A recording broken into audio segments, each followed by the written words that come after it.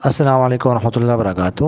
What's app group number 3 میں قاری محمد اشرف صاحب نے سعید والد سے سوال کیا ہے کہ سردی کے موسم میں تکبیر تحریمہ کے وقت چادر سے ہاتھ نکالنا ضروری ہے کہ نہیں، اور اسی طرح رکوع کے لیے سجدے کے لیے ہاتھ باہر نکالنا ضروری ہے یا اندر بھی کر سکتے ہیں، اس کے بارے میں وضاحت کریں۔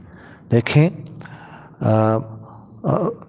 تکبیر تحریمہ کے وقت بہتر تو یہ ہے کہ ہاتھ کے جو انگوٹھے ہیں یہ کان کے لوگوں سے لگائے جائے، لیکن اگر نہ بھی لگائے، ہاتھ اتنے اٹھائے جائے تو بھی کافی ہے۔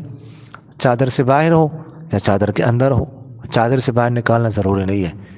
اسی طرح جب ہم ہاتھ باندھتے ہیں نا تو چادر کے باہر بھی باندھ سکتے ہیں، چادر کے اندر بھی باندھ سکتے ہیں۔ اسی طرح رکوع اور سجدے کا بھی یہ حکم ہے کہ باہر نکالنا ضروری نہیں ہے، اندر بھی ہو رکوع کے حالت میں، سجدے کی حالت میں تو بھی کافی ہے۔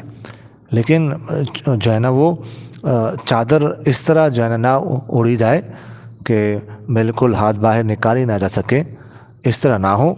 باقی جو ہے نا اگر نکالنا چاہے تو نکال سکتا ہو انسان، تو پھر اس صورت میں ٹھیک ہے، دونوں طریقے ٹھیک ہے۔ جزاکم اللہ خیر۔